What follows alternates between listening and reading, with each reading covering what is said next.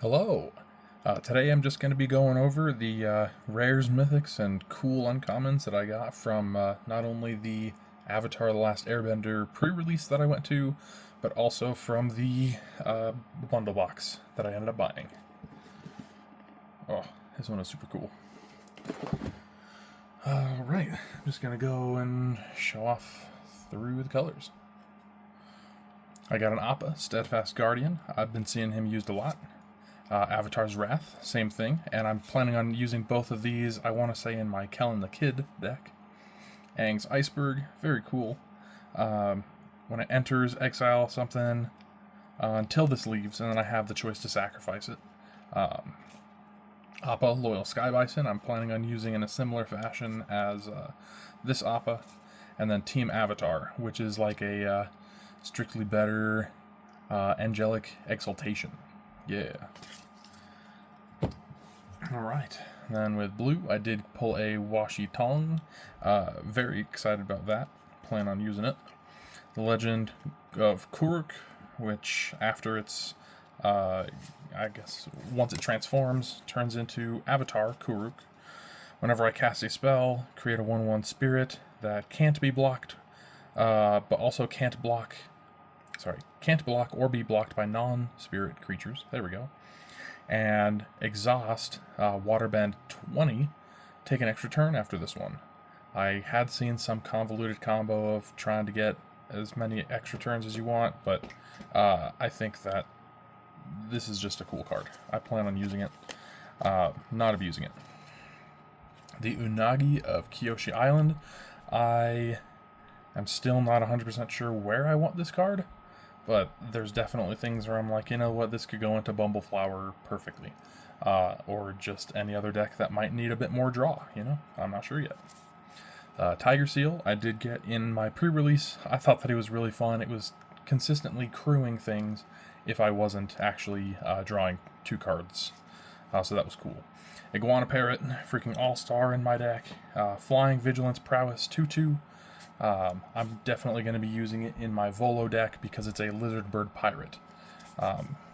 Waterbending Scrolls, I got 2 of them. And Otter Penguins, just awesome. Alright. For black, I got the Rise of Sozin, so board wipes, and then after it transforms, it is 5/5 Menace, Firebending 3. Whenever he deals combat damage to a player, I may pay X.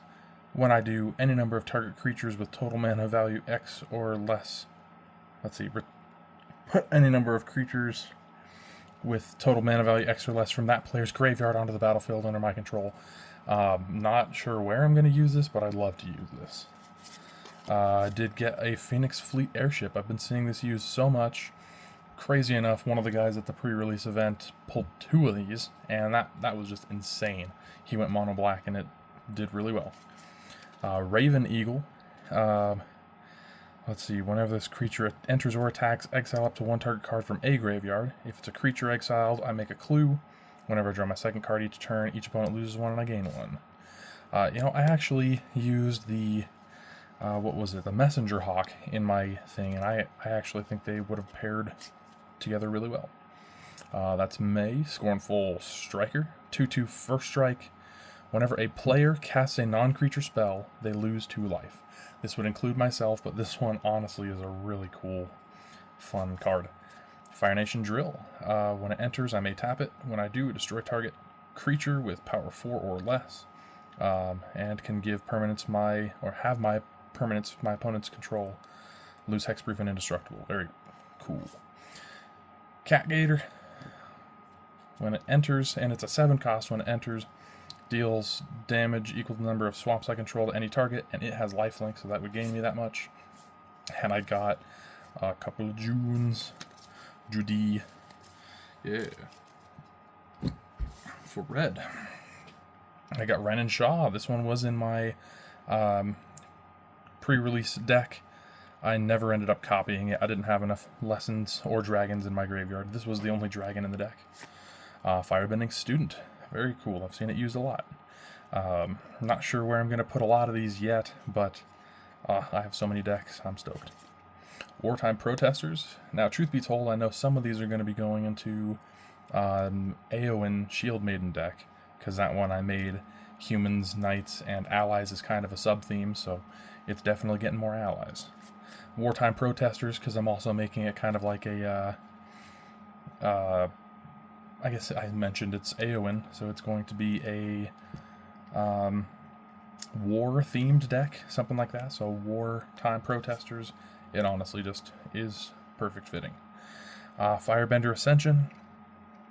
This is really cool, because it not only makes a 2/2 soldier with Firebending 1, whenever a creature I control attacking causes a triggered ability of that creature to trigger, put a quest counter on this enchantment.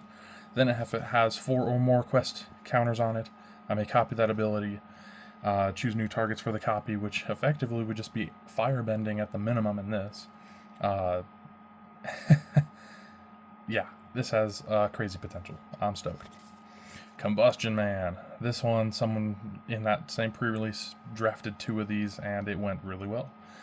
Whenever it attacks, destroy target permanent, unless its controller has Combustion Man, deal damage to them equal to his power. So it swings for 4, and hey, either destroy that thing or take 4, and then do you want to take 4 or block? It's crazy.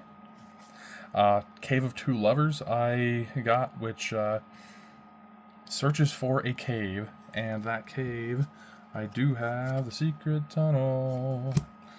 War Balloon. This one is the last one in red I'll talk about. 3 cost 4/3 flying vehicle, crew 3. For 1, I put a fire counter on this vehicle, and then as long as it has 3 or more fire counters on it, it's an artifact creature. This one served me really well every single time that I used it. Sweet. Now, truth be told, I didn't get very many rare green cards, so Earthbender Ascension I think was the only rare.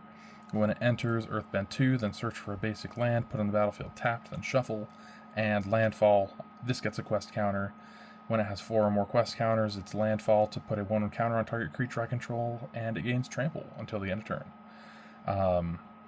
When I went to the pre-release, I did show up kind of right before it started. So when I entered, it defaulted me to the blue Katara box. So I got mostly blue, a good amount of red, a splash of red, white, and blue, and I'll show that in a second, and very little green, but that's okay. If I had a choice, it would have been green, trying to go mono green if I could. Anyways, besides that, I got a bunch of Rock-a-Lanches, Shared Roots, which I'm stoked. Seismic Sense, I thought was very interesting for 1 green. Look at the top X cards of your library, where X is the number of lands you control.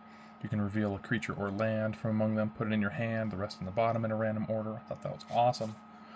Walltop Sentries kept being used against me, so I just kind of pulled it aside, but yeah, that was, what was it?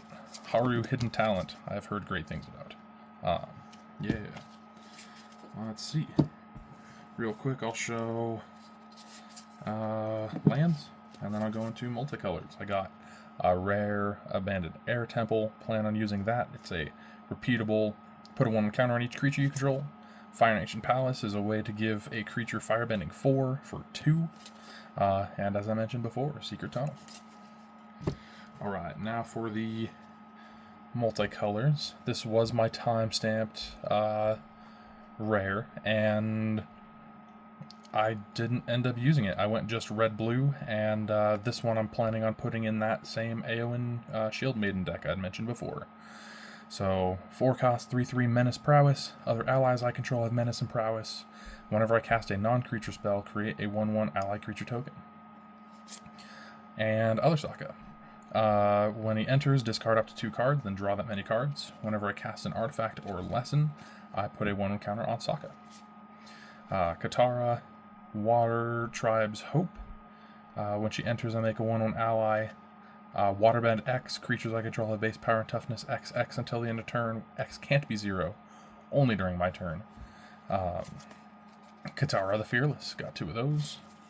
Just watched the recent Game Nights episode where Josh Lee Kwai was using Katara, and that was a very cool looking deck. But I don't think that I have that many allies in blue, green, white. I have them red, white, blue. So yeah. Anyways, Fire Lord Azula. I've also been seeing this with CEDH potential, so that's very cool. I also got Azula, Cunning Usurper. 5 cost, it's 2 a blue and 2 black for a 4/4 human noble rogue. Firebending 2. When she enters, target opponent exiles a non-token creature they control, and then they exile a non-land card from their graveyard. During my turn, I may cast cards exiled with Azula, and I may cast them for as long as though they had flash. Mana of any type, or mana can be spent as though there's any type for those spells. Yes. Beifong Bounty Hunters. Whenever a non-land creature I control dies, Earthbend X, where X is that creature's power. Thought that was awesome. And I've seen Tolls of War be very cool. It was, let's see.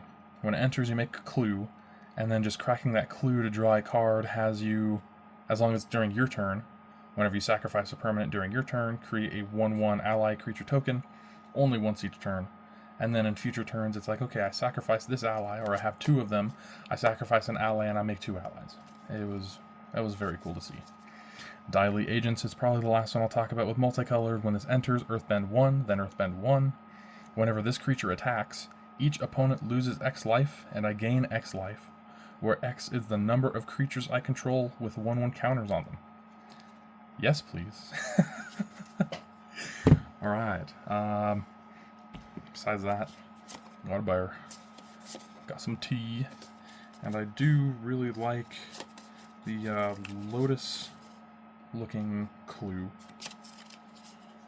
And I think it's very cool. I don't think I got any cards that make it, but Ballistic Boulder, that was originally printed in Lord of the Rings, so I'm really glad they're making a use for it over the sets. Alright, that's all for now. Later.